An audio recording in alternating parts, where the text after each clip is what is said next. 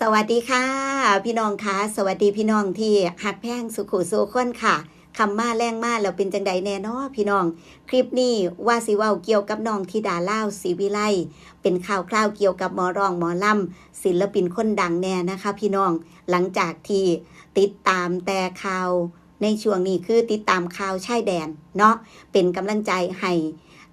ทหารชายแดนเป็นกำลังใจให้ทุกคนทุกได้ทุกฝ่ายพี่น้องที่อยู่ในพื้นที่ชายแดนตอนนี้ขอให้ทุกคนทุกท่านปลอดภัยนะคะปลอดภัยส่งกำลังใจจากแนวหลังเด้อค่ะเด้อแล้วก็มือนี้ขอแสดงความเสียใจกับการสูญเสียทหารกล้าของไทยนะคะขอสดุดีไว้อาลัยมาณโอกาสนี้นำขอแสดงความเสียใจกับการสูญเสียพี่น้องเฮาทางกันทะลักนะคะพี่น้องที่เป็นผู้บริสุทธิ์ที่ถือ BM 21ของเขมรมื้อนี้ขอไว้อาลัยและแสดงความเสียใจมาณโอกาสนี้คือกันนะคะแล้วก็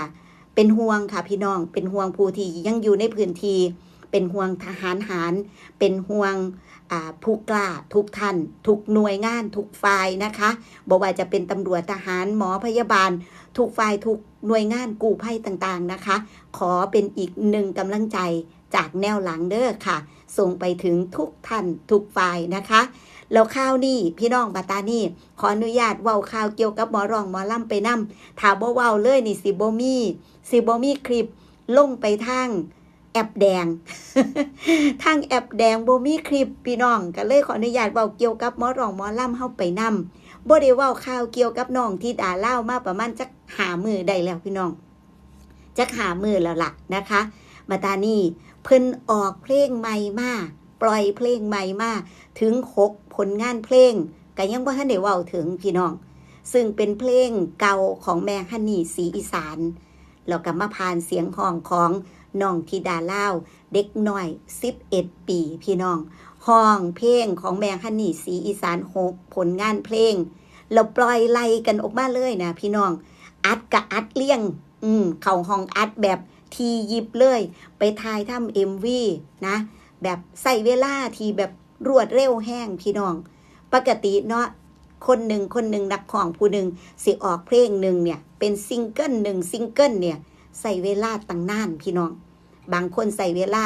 หลายเดือนบางคนนับปีก็มีพี่น้องแม่นบ่คะ1ซิงเกิลเพิ่นว่า1ซิงเกิล1ผลงานเพลงแต่ธิดาล่าวศรีวิไล6ผลงานเพลงถือว่าเป็นการรำลึกเนาะรำลึกถึงแม่ฮันนี่ศรีอีสาน6ผลงานเพลงที่เคยโด่งดังในอดีตมาผ่านเสียงห้องของเด็กน้อยจากสปป.ลาวซ้ำพี่น้องในนามของธิดาล่าวพี่น้องแล้วเป็นจังไดแน่หลังจากที่พี่น้อง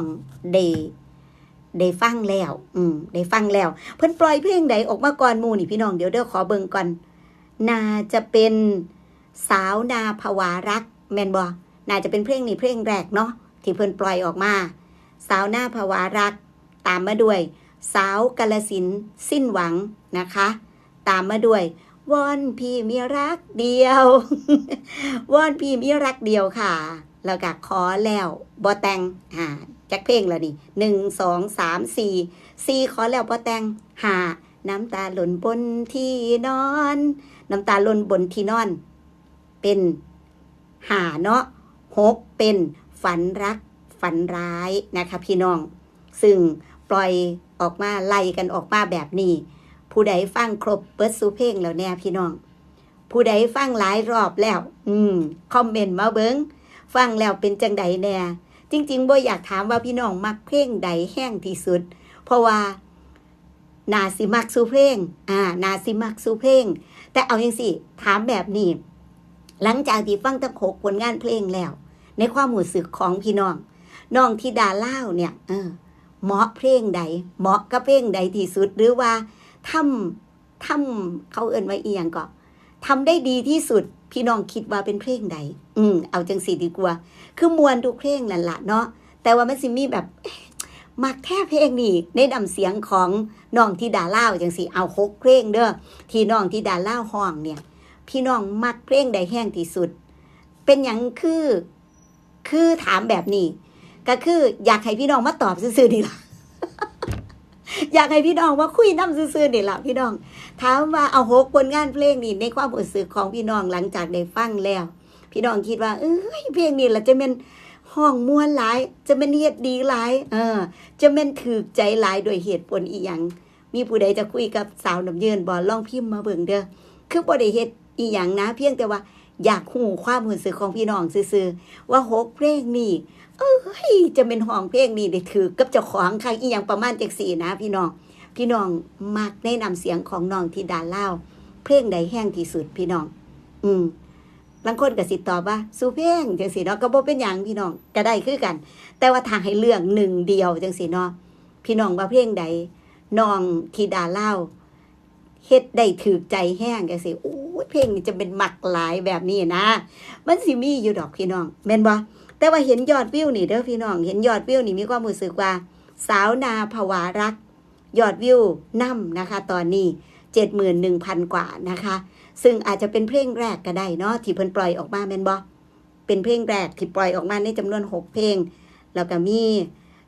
ยอดวิวอย่างเช่นสาวกาฬสินธุ์สิ้นหวังนี่ก็ 45,000 ก็บ่น้อยนะคะพี่น้องวอนพี่มีรักเดียว 47,000 ขอแล้วบ่แต่ง 36,000 เนาะน้ำตาหล่นบนที่นอนเพลงนี้ปกติเนี่ยถ้าน้ำตาหล่นบนที่นอนนี่จะเป็นเพลงที่เฮาคิดฮอดก่อนหมู่บ่ถ้าเว้าถึงแม่ฮันนี่ศรีอีสานแต่ยอดวิวยังบ่ทันหลายเท่าที่ควรพี่น้อง 32,000 นะคะแล้วก็ฝันรักฝันร้ายนี่ 62,000 กว่าวิวพี่น้องก็ถือว่าไล่เลี่ยกันอยู่เนาะพี่น้องเนาะไล่เลี่ยกัน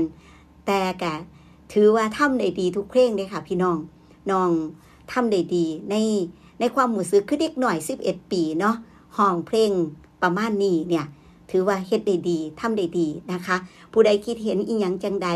ลองคอมเมนต์เบิ่งเด้อพี่น้องเด้อลองคอมเมนต์คุยกันซื่อๆนี่ล่ะหาเรื่องคุยกันพี่น้องบ่ได้มีอีหยังนะที่ถามไปนี่คือหาแนวให้พี่น้องมาคุยนำซื่อๆประมาณนั้นแต่จริงๆแล้วก็คือชื่นชมในตัวน้องว่าน้องเด็กน้อย11 ปีเราเบิ่งติล่ะอัดแบบรวดเร็ว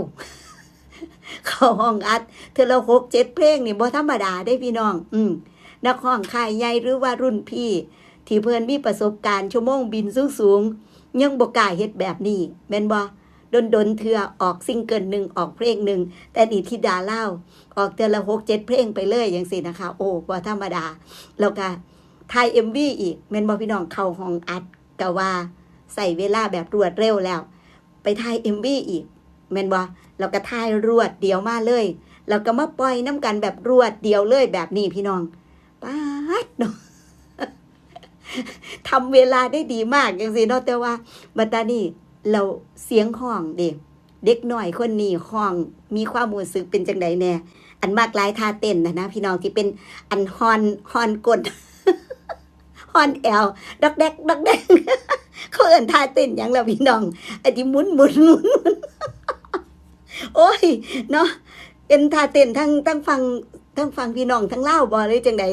ฮอนก้นทรายก้นนี่น้อง สิไปหัดเต้นกันนะน้อง โอ้ยเดี๋ยวบอลค่ายพี่น้องเอ้ยสิไปหัดเต้นมันก็ต้องมี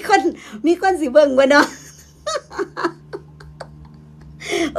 เดี๋ยวถ้าคลิปปังๆเดี๋ยวสิหัดเต้นท่านั้นเบิ่งเขาเอิ้นเต้นหยังแบบนั้นน่ะพี่น้องอยู่ในสาวกาฬสินธุ์สิ้นหวังนั่นท่าฮอนก้น สายก้นเนี่ยว่าสิอ่านคอมเมนต์เวลาเอาบ่เกิน10 นาทีเด้พี่น้องเอาเป็นว่าเอาสิคอมเมนต์ส่วนหลายก็จะไปทั้งเดียวกันชื่นชมเนาะถือว่าทำได้ดีประมาณนี้แล้วกันเอาสาวน้ำยืนอ่านไว้ก่อนหน้านี้แล้วล่ะพอดีสาวน้ำยืนกระชับเวลานั่นนะค่ะเอาประมาณนี้มีหยังคุยกันชื่นชมน้องอีหยังจังใดคอมเมนต์ใดใต้คลิปนะคะขอบคุณที่ติดตามอยู่ดีมีแห้งหักแพงแบ่งปันเด้อค่ะเด้อสวัสดีค่ะดอกแดกดอกแดก ต้องเอาก้นมาว่าซั่น สายก้นดอกแดกดอกแดก